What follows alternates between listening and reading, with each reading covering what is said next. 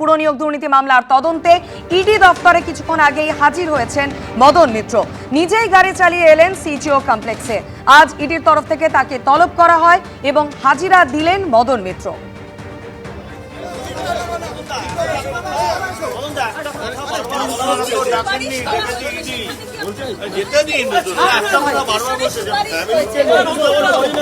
যা বলার ইডিকে বলবো, আপনারা দয়া করে আমার যেতে দিন, কারণ একটা গভর্নমেন্ট এজেন্সি ডেকেছে, আমি এসছি কোঅপারেট করার জন্য। সেখানে যদি আপনারা যেতেই না দেন, আমায় যদি গেটে অবস্ট্রাকশন করেন, তাহলে আমি কি করবো? সহযোগিতা তার মানে কি সম্পূর্ণভাবে সহযোগিতা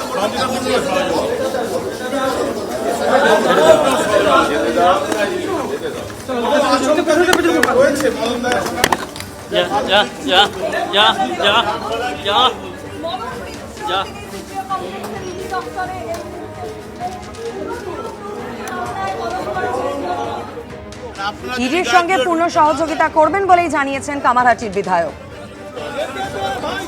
আবির দত্ত। আমাদের প্রতিনিধি এই মুহূর্তে আমাদের সঙ্গে রয়েছেন টেলিফোন লাইনে।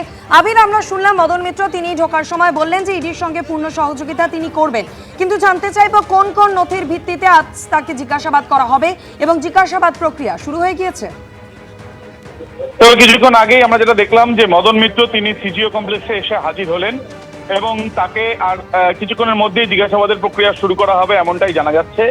মদন মিত্রকে বেশ কিছু ব্যাংক সংক্রান্ত বেশ কিছু নথি নিয়ে আসতে বলা হয়েছিল। 2016-2017 সালে 3টি এরকম অ্যাকাউন্ট রয়েছে তার পরিবারের সদস্যদের, যে অ্যাকাউন্টের মধ্যে 2টি অ্যাকাউন্টে বেশ কিছু ট্রানজাকশন, যেগুলো নজরে তদন্তকারীদের।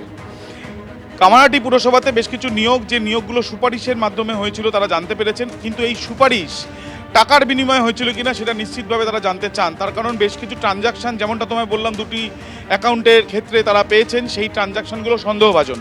সেই বিষয় নিয়ে জানার জন্যই কিন্তু মদন মিত্রকে ডেকে পাঠানো হয়েছে। এর আগে যে টানা তল্লাশি চালানো হয়েছিল মদন মিত্র 2টি বাড়িতে, তার মধ্যে দক্ষিণেশ্বরের বাড়ি রয়েছে, ভবানীপুরের বাড়ি রয়েছে, তখনও তাকে এক দফা জিজ্ঞাসাবাদ করা হয়। পরবর্তীকালে আমরা দেখেছি সম্প্রতিকালে বিগত সপ্তাহে তার 2 সন্তান এবং তার স্ত্রীকে ডেকে পাঠানো হয়, তাদেরকেও ব্যাংকের নথি নিয়ে আসতে বলা হয় এবং সেই বিষয় নিয়ে তারা যখন উপস্থিত হন তাদেরকে দীর্ঘক্ষণ জিজ্ঞাসাবাদ করে তারপরে তারা সিজিও কমপ্লেক্স থেকে বেরিয়ে যান। এই যে নিয়োগের ক্ষেত্রে এর আগে বেশ কিছু পুরসভার নিয়োগের ক্ষেত্রে দেখা গিয়েছিল যে টাকার বিনিময়ে চাকরি দেওয়া হয়েছে বলে অভিযোগ তোলা হয়েছিল খোদ ইডির তরফ থেকে আদালতে। সেই ক্ষেত্রে দক্ষিণ দমদম পুরসভা রয়েছে এবং প্রাক্তন মন্ত্রী সুজিত বসু গ্রেপ্তার হয়েছিল। ঠিক সেই একই মামলায় কামারহাটি পুরসভার ক্ষেত্রে যে নিয়োগ হয়েছে সেই ক্ষেত্রে সুপারিশ মদন মিত্র করেছেন বলে তাদের সন্দেহ, এবং সেই সুপারিশ টাকার বিনিময়ে কিনা সেটা নিশ্চিত হওয়ার জন্যই তাকে ডেকে পাঠানো হয়েছে। ঠিক 12:15 নাগাদ তিনি ইডি দপ্তরে এসে হাজির হন, আর কিছুক্ষণের মধ্যেই তাকে জিজ্ঞাসাবাদ শুরু করা হবে বলে ইডি সূত্রে জানা যাচ্ছে। ধন্যবাদ আবির। যা বলার ইডিকে বলবো, আপনারা দয়া করে আমার যেতে দিন, কারণ একটা গভর্নমেন্ট এজেন্সি ডেকেছে, আমি এসছি কোঅপারেট করার জন্য। সেখানে যদি আপনারা যেতেই না দেন, আমায় যদি গেটে অবস্ট্রাকশন করেন, তাহলে আমি কি করবো?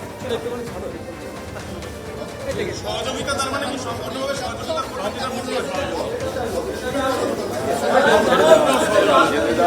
যা বলার ইডি আমায় ডেকেছে, আমি উত্তর দেব। কোনো ডকুমেন্টস চাওয়া হয়েছে?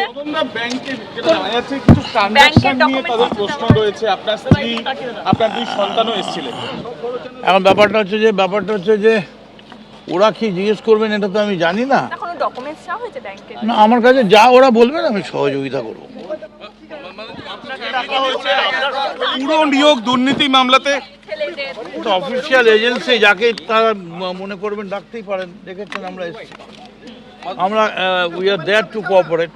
যা বলার ইডিকে বলবো, গভর্নমেন্ট এজেন্সি ডেকেছে, আমি এসেছি কোঅপারেট করার জন্য।